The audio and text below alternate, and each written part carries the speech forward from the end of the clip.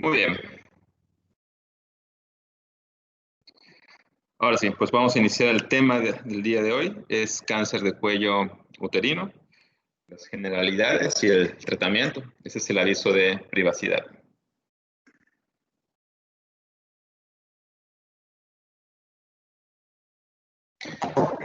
Muy bien. Y bueno, como introducción, vemos que es la cuarta causa de mortalidad por cáncer en mujeres a nivel mundial y va a ocupar el 80, perdón, de los casos de morbilidad y mortalidad, el 85% va a ocurrir en países en vías de desarrollo, donde en varios países de este tipo va a ser la causa principal de muerte por cáncer. Ese es uno de los tumores en los que podemos identificar el factor de riesgo, el factor etiológico eh, en la mayor parte de los casos, que es el virus del papiloma humano, en más del 99% de los casos. Y bueno, es una enfermedad que es probablemente prevenible por la introducción de las vacunas y puede ser detectada de forma temprana. Esto ya está totalmente, pues, confirmado, ¿no? Con el estudio del Papa Nicolau. Las pacientes que debutan o tienen una recaída, que debutan con enfermedad avanzada, únicamente de un 10 a un 20% van a estar vivas a 5 años. O sea, que si la enfermedad es avanzada, el pronóstico es malo. Esta es una tabla de la incidencia y mortalidad a nivel mundial, aún actualizada. Esta junta a hombres y mujeres y vemos que no figura dentro de las primeras 5 causas de mortalidad. Pero bueno, ya si nos vamos a los países en vías de desarrollo, vean cómo el cáncer de cuello uterino ocupa los primeros lugares en incidencia y en mortalidad, junto con cáncer de mama y cáncer de pulmón. En Yucatán tenemos que está en primer lugar de cáncer, perdón, de muerte por cáncer en mujeres, los tumores de cuello uterino, y en segundo lugar el cáncer de mama. Entonces, pues, eso es hay que ser pues, hay que ser críticos, ¿no? Ante esta tabla, porque eh, eso refleja cómo está el estado de Yucatán a nivel sociocultural, socioeconómico, ¿no? Definitivamente es una enfermedad que se puede detectar de forma temprana, ¿sí? Definitivamente, si esta es la principal causa de muerte por cáncer, quiere decir que estamos fallando en algo, ¿no?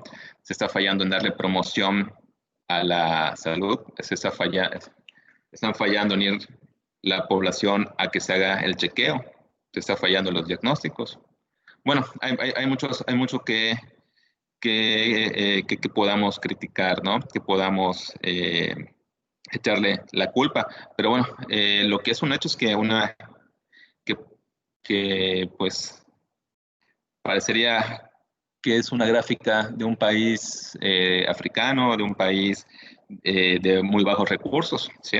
Entonces hay que tratar de cambiar esto, hay que tratar de dar mayor promoción a que se haga el Papa Nicolau, actualmente dar mayor promoción a que se vacune a todos los niños y las niñas. ¿Sí? Hay que tratar de cambiar esta gráfica de una enfermedad que, al igual que el cáncer de mama, se puede detectar en etapas tempranas. Como habíamos comentado, el factor de riesgo principal es la infección crónica por el virus del papiloma humano, sobre todo los que son de alto riesgo, ¿no? Los subtipos de virus, y esos van a causar la mayor parte del cáncer de cuello uterino. Eh, los factores, la infección por el virus del papiloma humano, pues bueno, se da por la conducta sexual, ¿no? Esto varía mucho en las regiones, varía mucho dependiendo de cada persona, ¿sí? Se ha propuesto que los factores de riesgo es la edad temprana del inicio de la actividad sexual, múltiples parejas sexuales o parejas sexuales de alto riesgo, creo que eso es lo más importante. Pacientes que tienen inmunosupresión, ya sea por algún trasplante, por alguna enfermedad, también tienen mayor riesgo de que este virus, esta infección crónica, evolucione algún tipo de cáncer, antecedente de lesiones por virus del papiloma humano, no acudir al screening o que exista un subscreening. ¿Sí? Eso también es un factor de riesgo, que no hayan políticas gubernamentales que sean pues realistas, ¿no? Que se lleven a cabo para que la población vaya a hacerse el Papá Nicolau. Pues eso también hace que que en la población aumente la tasa de incidencia de un cáncer de cuello uterino y pues también de la mortalidad. Y bueno, también como factor de riesgo se ha asociado el tabaquismo. No como no como un carcinógeno directo, pero probablemente el tabaquismo pueda cambiar el microambiente del cuello uterino y eso favorecer un proceso infeccioso, ¿no? Por el virus del papiloma humano. En 1976, ese doctor, que todavía sigue vivo, Karl Surhausen, demostró la relación ya de forma directa, de forma evidente, entre el cáncer de cuello uterino y el virus del papiloma humano. Existen aproximadamente 118 tipos de BPH y solamente un 10 o un 15% van a ser los más frecuentes, dependiendo del resultado clínico, ¿no? De la infección. Se pueden dividir entre virus subtipo de alto riesgo y de bajo riesgo. Entre los más conocidos de alto riesgo es el 16 y el 18, pero bueno, también tenemos otros subtipos que son importantes. Y en los de bajo riesgo, los más conocidos, el BPH 6 y 11. Ya se habían descrito cómo está todo el genoma del virus, los métodos de transmisión, las proteínas virales. Ya hay varias publicaciones y las zonas del virus que más se han estudiado y que tienen una relevancia mayor son las proteínas E6 y E7, que son proteínas que van a interferir con genes supresores de tumor, van a interferir con el gen supresor P21 y al hacer esa alteración en la adecuada funcionalidad del gen supresor de tumor P21 va a hacer que la célula continúe de forma descoordinada su crecimiento. Y bueno, vamos a ver el tamizaje, ¿no? Cómo se hace el screening, ¿no? Seguramente ya habrán visto esto en alguna otra clase. Es el Papá Nicolau, ¿sí? Esa es la técnica, el frotis de exudado cervical. Y bueno, tenemos diferentes pautas, diferentes guías, ¿no? La Asociación Americana, tenemos, bueno, varias guías de varios países, donde nos van a decir cuándo iniciar, el intervalo de cada cuánto hacer el tamizaje, el screening, y cuándo terminar, y el test. Si se hace o no, si se debe hacer o no se debe hacer el test de BPH. Entonces, ¿cuándo iniciamos? Esto, pues, hay que saber en dónde estamos dando la consulta, a quién estamos dando la consulta, ¿sí? Hay que ubicarnos en nuestra situación geográfica, el nivel sociocultural de nuestros pacientes o de las personas que van a acudir. No es lo mismo hacer una práctica clínica en México que en Noruega, ¿no? No es lo mismo hacer una práctica clínica en la Ciudad de México que en Monterrey, que en Oaxaca. No es lo mismo dar consulta en un hospital privado de la ciudad de Mérida a dar la consulta en un hospital rural de Valladolid, ¿sí? Entonces eso hay que tener mucho en cuenta para decidir cuándo vamos a hacer el tamizaje, ¿no? Se recomienda que se haga 3 años después del inicio de la vida sexual.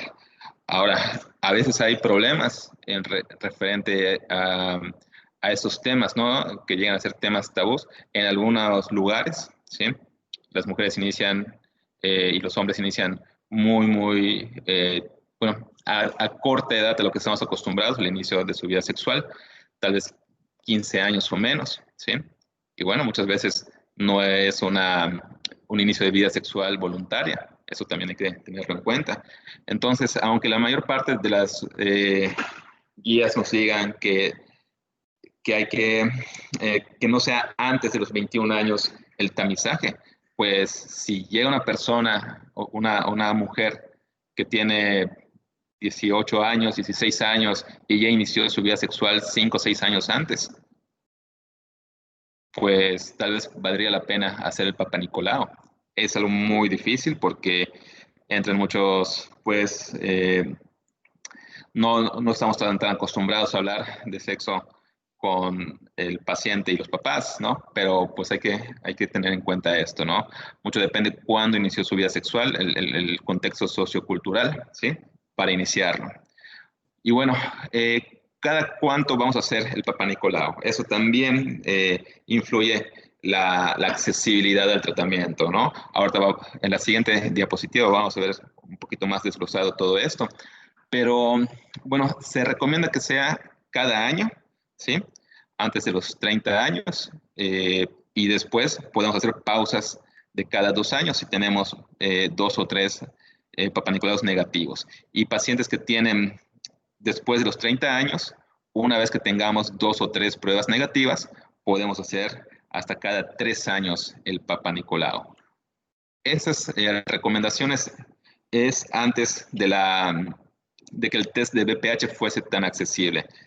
Acá yo les recomendaría que si podemos hacer la captura de híbridos del BPH, o sea, si podemos saber si hay infección por BPH 16 o 18, hay que hacerlo en todas las pacientes que podamos, ¿sí? O sea, eso yo creo que debe ser parte del estándar, ¿no? Del Papa Nicolau. Si tenemos la accesibilidad, si el gobierno nos dice que sí podemos hacer el BPH, si el paciente tiene el dinero para pagar la prueba, hay que hacerla.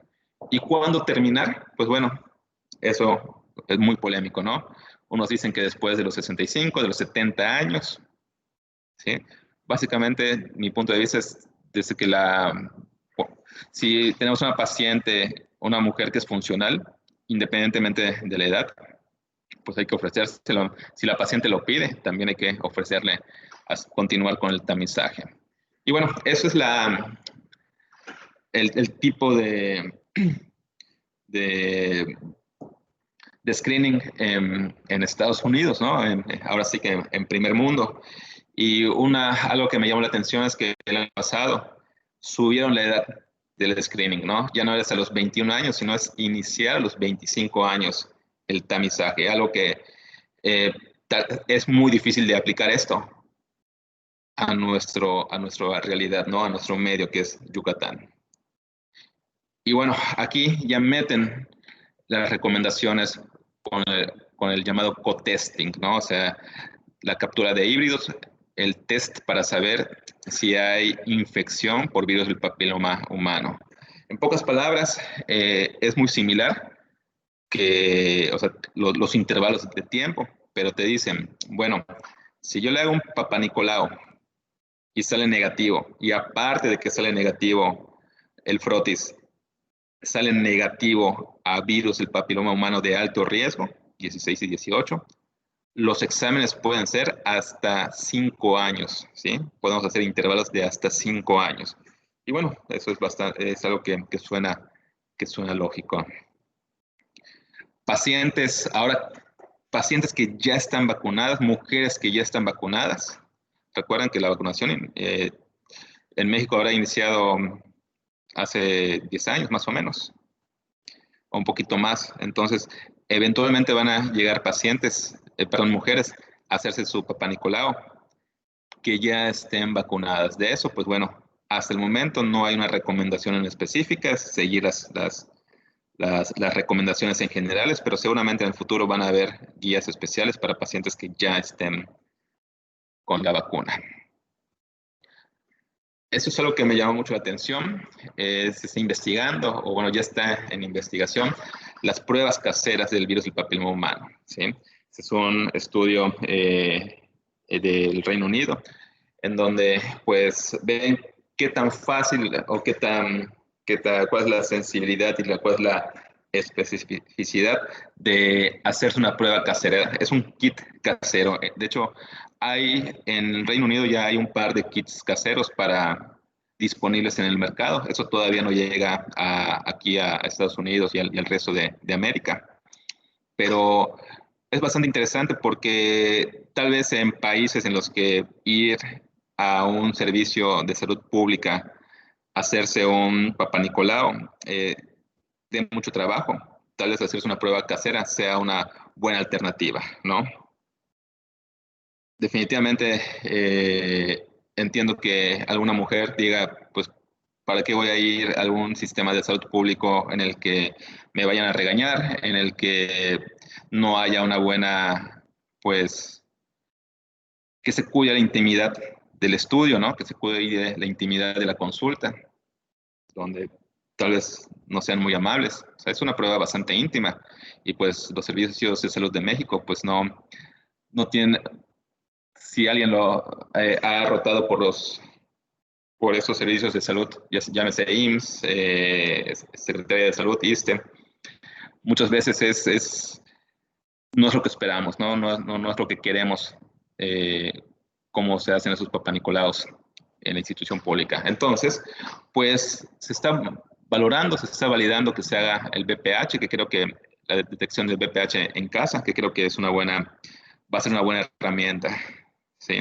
Y pues parece que va bien. Yo creo que es cuestión de tiempo que ya empiecen a salir los kits caseros para detección del virus del papiloma humano. Claro, habría que ver a futuro,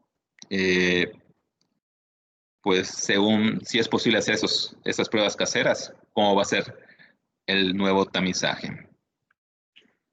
Muy bien, entonces, una vez que se haga el Papá Nicolau, una vez que la mujer asintomática vaya a hacerse un screening, hay muchas maneras de reportar el frotis de la prueba del Papá Nicolau, ¿no? La clasificación que más usamos es la de Bethesda, ¿sí? Que nos puede dar negativos, cambios por reparación, diferentes alteraciones de significado incierto, lesiones intraepiteliales de bajo grado, y bueno, lo que estamos viendo ahorita en la clase va a ocupar estos dos, ¿no? Lesiones intraepiteliales escamosas de alto grado, ¿sí? Las llamadas NIC3, o a veces el llamado cáncer in situ. Y también, pues, el Papá Nicolau nos puede dar el diagnóstico de un cáncer invasor.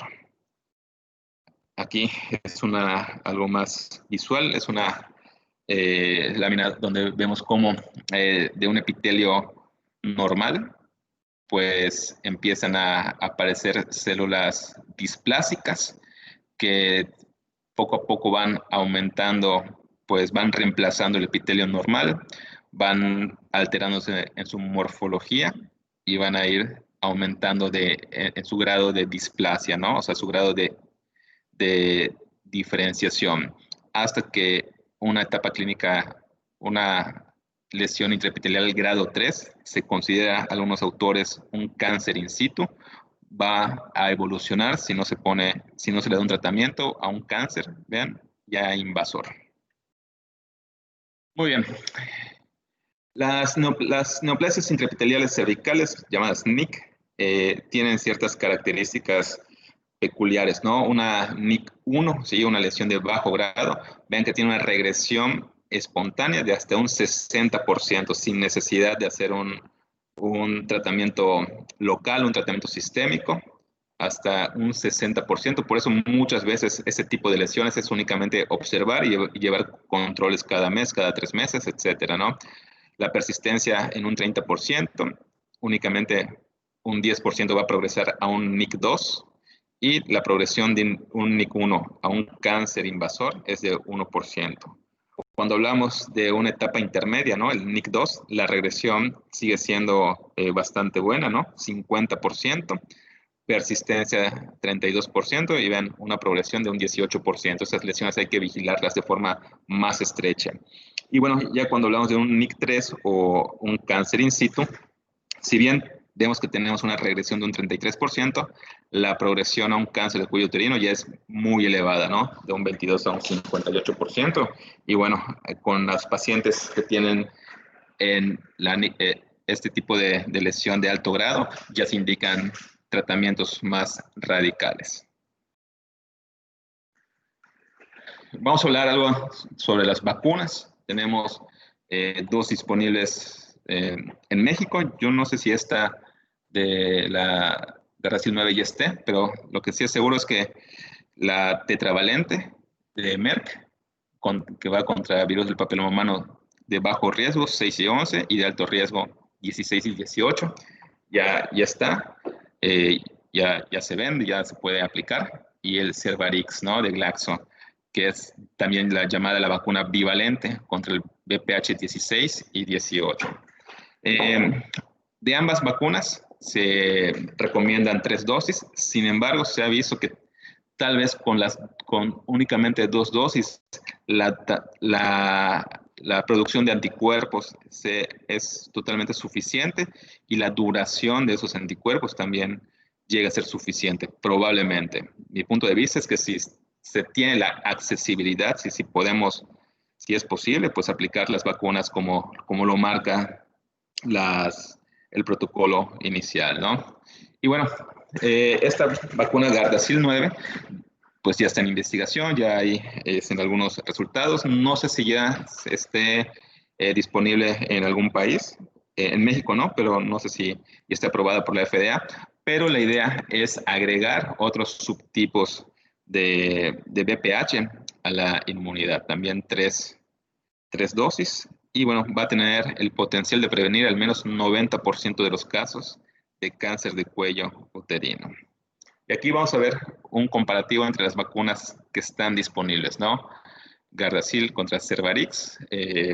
Vemos la tetravalente Gardasil, la bivalente Cervarix.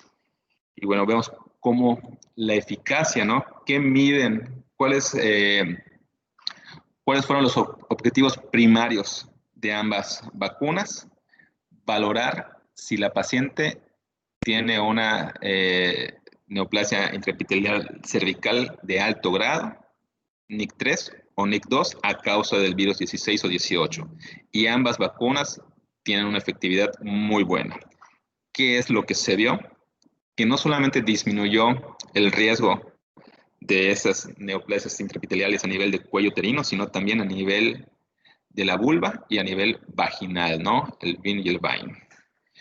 Algo que llama mucho la atención y hasta cierto punto esperado es que hay una protección cruzada. Si bien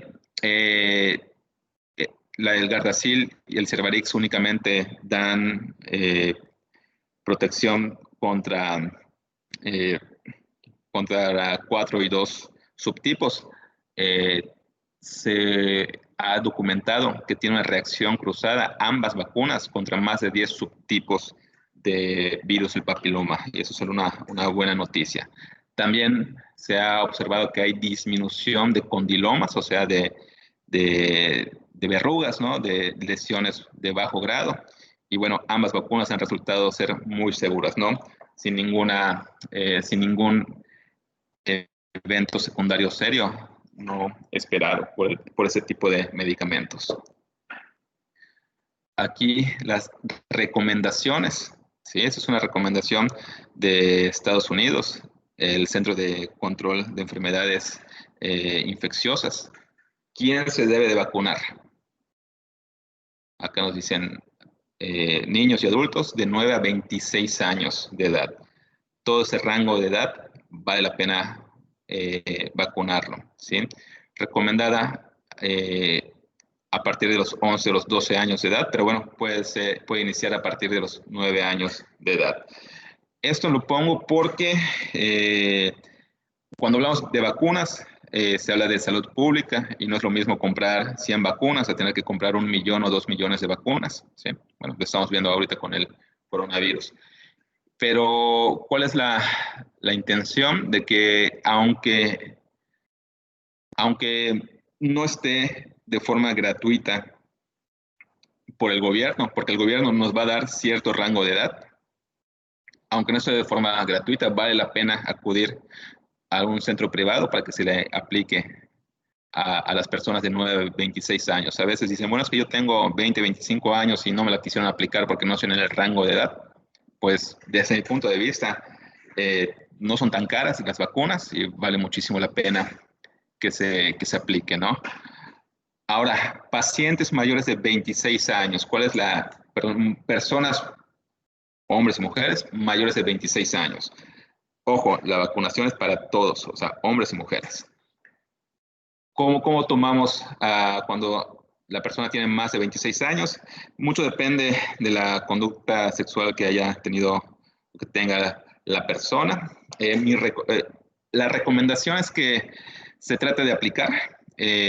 Algunos autores comentan que si hay duda sobre el estado de la persona, que se haga un exudado, o sea, que se haga una prueba de virus del papiloma humano. Y si sale negativo, que se aplique la vacuna, ¿no? En algunos estudios iniciales incluyeron pacientes mayores de 35 años, de 40 años, entonces mucho depende de si está o no está la persona con una infección y bueno, también de la conducta sexual. Ahora, ¿cuáles son los resultados a largo plazo? ¿No? Esos estudios se iniciaron en el 2007. Recordemos que para que una lesión secundaria a un virus del papiloma humano de alto grado pase de ser una lesión celular a ser una lesión clínicamente visible, pueden pasar de 10 hasta 30 años.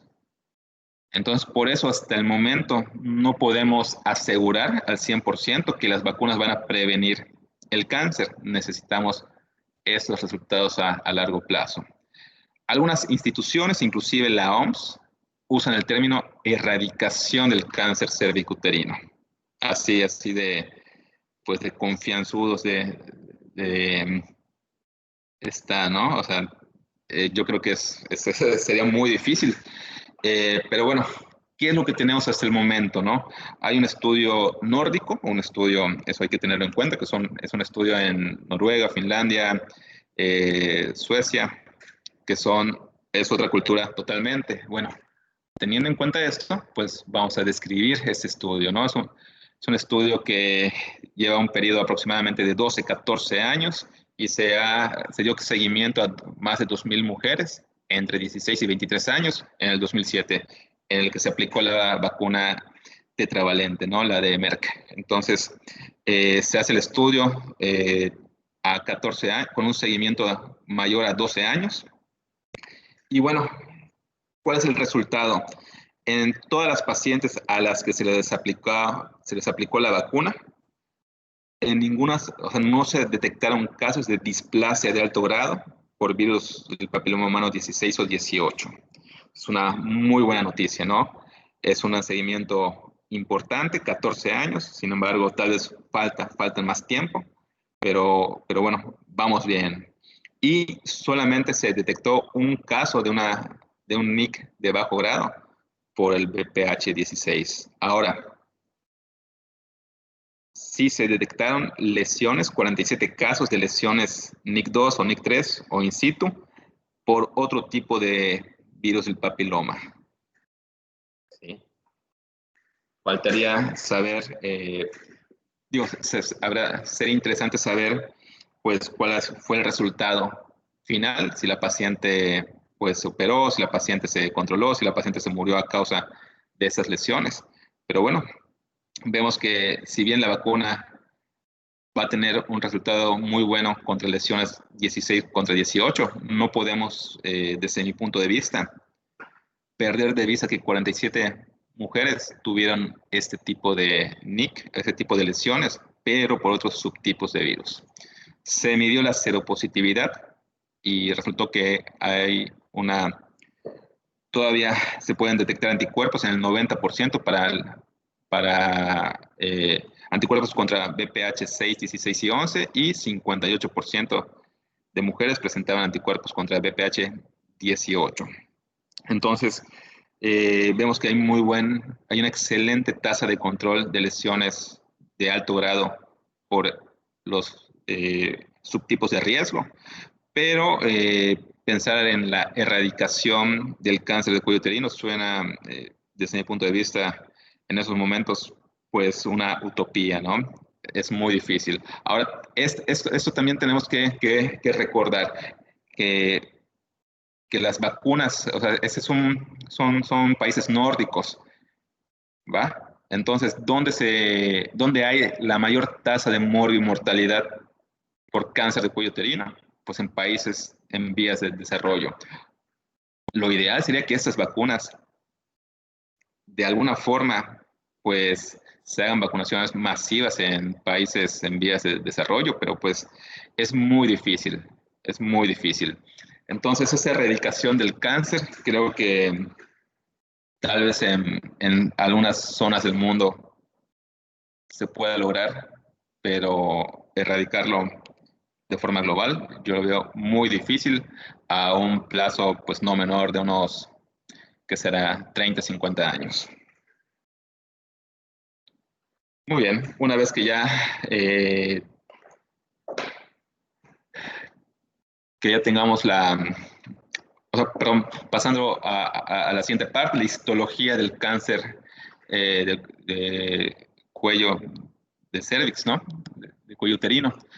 Usamos la citología para tamizaje, el frotis del Papa Nicolau e idealmente la histopatología para el diagnóstico, ¿no? Una biopsia. Cuando hablamos de la histología, entre un 80 y un 90% o más van a ser tumores epidermoide, ¿no? Cáncer epidermoide. Eso es lo que más vemos. Hay subtipos de tumores epidermoides, pero lo más frecuente es que solamente se reporte por el patólogo, que es un carcinoma epidermoide. Hay otros subtipos, el adenocarcinoma, los tumores neuroendocrinos, pero bueno, son mucho más raros. Y hasta el momento la mayor parte se van a tratar de forma similar. Cuando hagamos el diagnóstico, pues bueno, historia clínica, esto es importante para saber para saber pues factores de riesgo, para saber cómo vamos a tratar a la paciente. Recuerden de la patología, siempre tener una citología, una histopatología, un reporte de patología que al fin y al cabo es el que nos va a dar el diagnóstico. Los estudios de imagen tenemos varios que podemos usar y bueno, en casos avanzados se pueden usar las endoscopías para descartar infiltración en recto, descartar infiltración a vejiga. Podemos de forma académica, ¿sí?, hacer un test de ADN para saber qué tipo de BPH pues originó el tumor.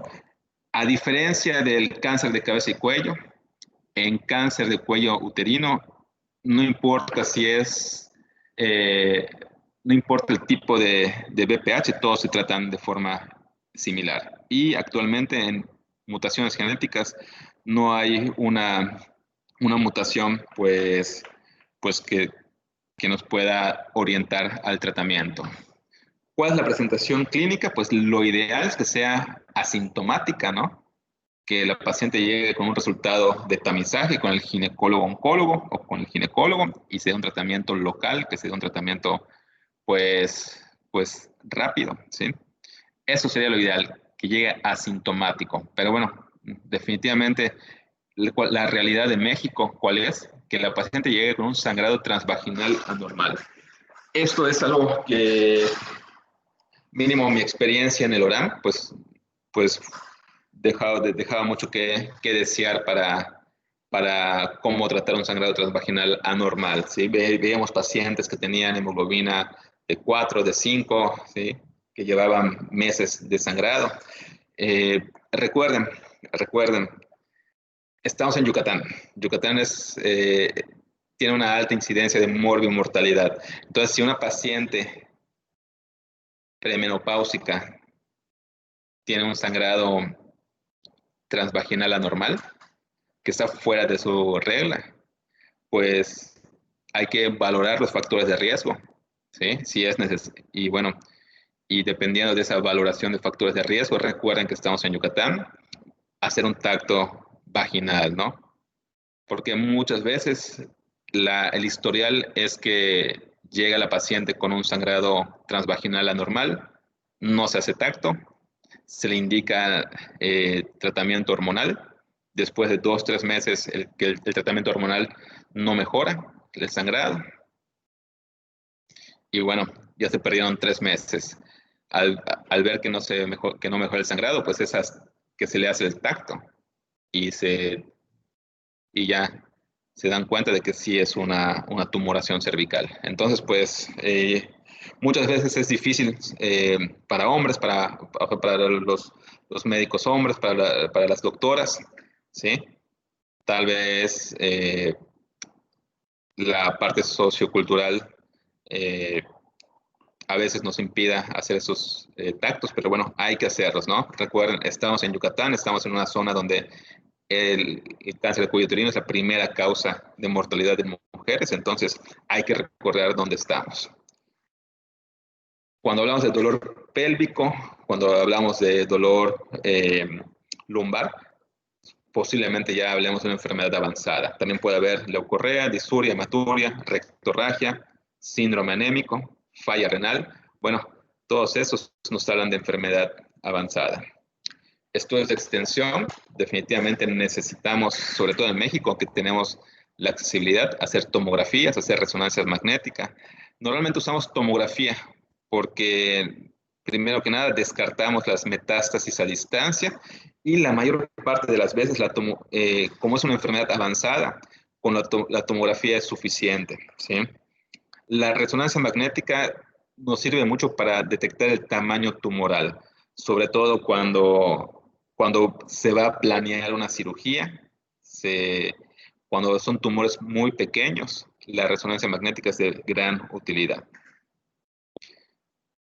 Actualmente se están haciendo muchos estudios para valorar la utilidad del PET-CT, ¿no? La tomografía con emisión de positrones. Y sobre todo hemos visto que nos ayuda mucho a detectar las metástasis ganglionares, que si bien la presencia o ausencia de las metástasis ganglionares no nos va a cambiar la etapa clínica, pero sí nos va a cambiar el tratamiento, ¿no? Ya sea planear una linfadenectomía, una disección linfática o los campos de radiación. Para la estadificación, pues podemos utilizar TNM, pero usamos más que nada FIGO, ¿sí? Que es de la Federación Internacional de Gineco-Obstetricia. Bueno, aquí vemos cómo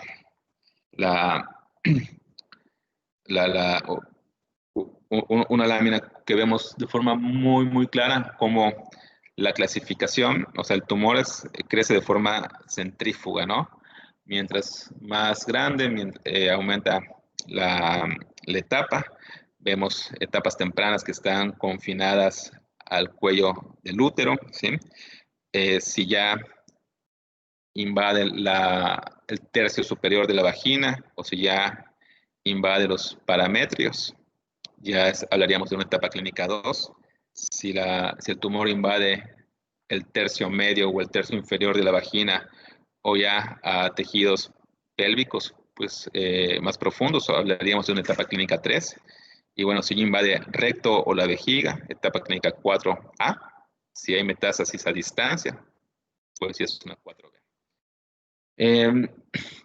En México, únicamente un 10 o un 15% de los casos son detectados en etapas tempranas, ¿no? A pesar de que tenemos el Papá Nicolau, a pesar de que es barato, a pesar de que está disponible en muchos centros de salud, tanto públicos como privados, únicamente se detecta en un 10 o un 15%, ¿sí? Y las etapas localmente avanzadas ocupan hasta un 80%. Por eso el pronóstico es tan difícil en México. El tratamiento, pues bueno, equipo multidisciplinario idealmente y en etapas tempranas, llámese in situ, 1A, 1A1, 1A2, etcétera. Podemos valorar dos, ¿no? Cirugía conservadora de la fertilidad o una cirugía no conservadora. La mayor parte de las pacientes optan por una cirugía no conservadora, una cirugía radical. Y bueno, por otra parte, si vemos que hay muy pocos pacientes en etapas tempranas, definitivamente la habilidad quirúrgica para hacer cirugías conservadoras disminuye y también se ofrecen mucho cirugías radicales, ¿sí? Esas son dos cirugías conservadoras del cáncer de cuello uterino, un cono cervical o una traquelectomía. Y bueno, cirugías radicales, pues una histerectomía. Es una histerectomía, pues pueden ser diferentes técnicas, puede ser abierta, laparoscópica, incluso ya hay de tipo robótico en algunos casos. Y bueno, si la paciente no quiere cirugía o es inoperable por la edad, por las comorbilidades, se puede dar radiación, quimioterapia, o sea, radioquimioterapia y luego braquiterapia. Bueno, en la etapa localmente avanzada, que es el 80% de lo que vemos en México, ¿cuál es el tratamiento inicial? Es dar quimioterapia con radiación concomitante y luego braquiterapia. ¿Sí? Esa es una gráfica clásica de oncología, ¿sí? En el que el tratamiento combinado va a tener una mejor sobrevida que usando radiación sola. Entonces, la mayor parte de los pacientes en etapa localmente avanzada van a ir a quimioterapia con radiación externa y luego braquiterapia, ¿no? Radiación de contacto. En el Hospital Orán se observan muchísimos casos de pacientes que van a usar esto, ¿no? Hace 5 o 6 años fue cuando se inauguró el acelerador lineal en el Hospital Orán y bueno, ha ayudado muchísima gente ese, ese aparato, ¿no? Yo creo que es un excelente servicio el que brinda la UNEM del Hospital Orán. Bueno, acá los diferentes tipos de radiación, puede ser una radiación 3D conformacional o una con intensidad modulada que va a ser un poquito más pareja, más fina, ¿no? ¿Cuál es la diferencia? Que mientras la radiación sea más fina y dañe menos al tejido sano, los efectos secundarios van a disminuir y la paciente va a poder completar su tratamiento de mejor forma.